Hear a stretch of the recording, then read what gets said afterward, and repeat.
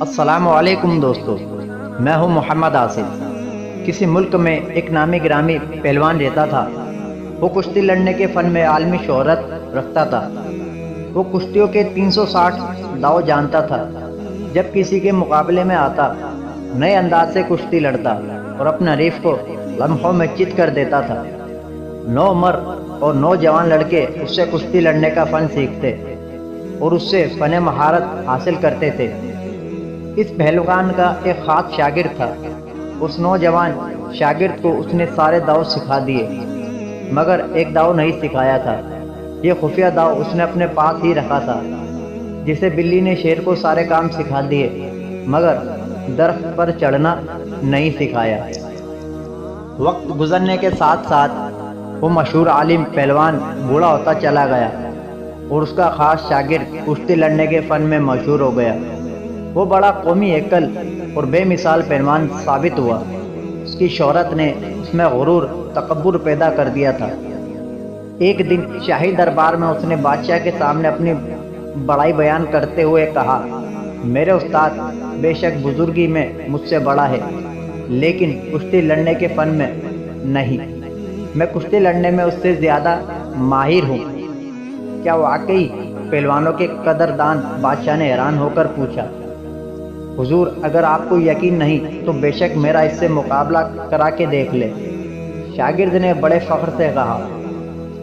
بادشاہ نے اس کی آزمائش کرنے کا فیصلہ کیا اور اعلان کر دیا کہ جمعے کے روز دونوں استاد شاگرد کا مقابلہ کرایا جائے گا۔ چنانچہ مقررہ دن شاہی اکھاڑے میں لوگ صبح ہی جمع ہونے لگ گئے۔ جب بادشاہ وہاں پہنچا تو اکھاڑا تماشائیوں سے بھرا ہوا تھا۔ وہاں تل دھرنے کو جگہ نہ تھی۔ چنانچہ جن لوگوں کو نیچے جگہ نہ ملی وہ اکھاڑے کے آس پاس کے درختوں اور مکانوں کی چھتوں پر چڑھ کر دیکھنے لگے۔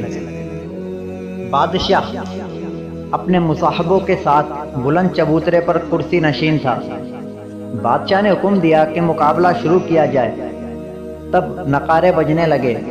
ڈھول نکاروں کی آواز پر جوان شاگرد مست ہاتھی کی طرح جھومتا اور ٹھکلیاں کرتا ہوا اکھاڑے میں اترا اور اسی طرح جم کر کھڑا ہو گیا جیسے اس کے سامنے پہاڑ بھی آیا تو پہاڑ کو اکھاڑ پھینکے گا۔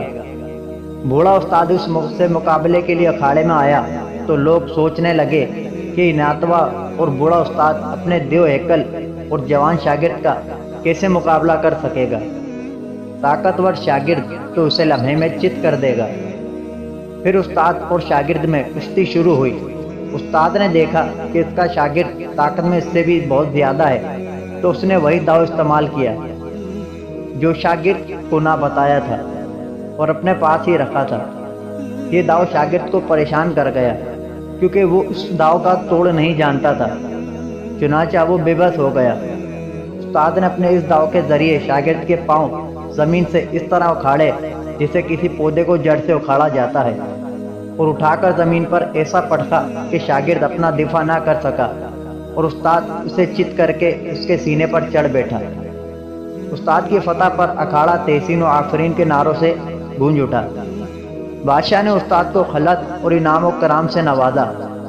پھر شاگرد پہلوان کو ملامت کرتے ہوئے کہا، لعنت ہے تمہاری شے زوری پہ کہ استاد کا مقابلہ کرنے پر آمادہ ہوئے۔ تم نے شہرت پانے کا خواب دیکھا مگر استاد کی عزت کو نہ دیکھا۔ ارے تم تو کہتے تھے کہ استاد کو لمحوں میں چت کر دو گے اور تم اس سے زیادہ طاقتور ہو۔ عالی جاں، میں نے جو کچھ آپ سے عرض کیا تھا وہ بھی درست تھا، اور حضور جو ارشاد فرما رہے ہیں وہ بھی 100% سچ ہے۔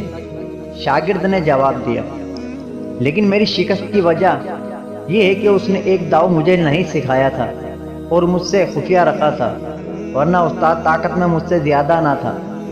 بس وہی داؤ اس کی فتح اور میری شکست کا باعث بنا۔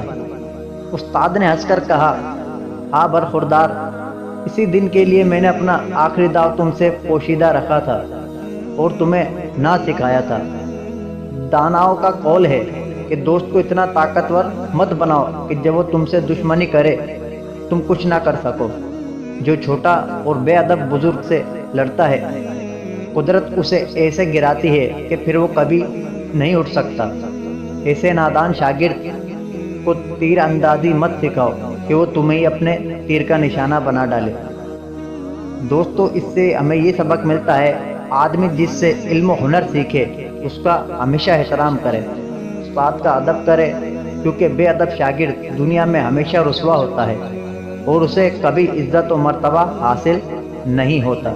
امید کرتا ہوں دوستو آپ کو یہ ویڈیو ضرور پسند آئی ہوگی۔ مزید ایسی ویڈیوز حاصل کرنے کے لیے آپ ہمارے چینل کو سبسکرائب کریں اور بیل آئیکن پر کلک کریں۔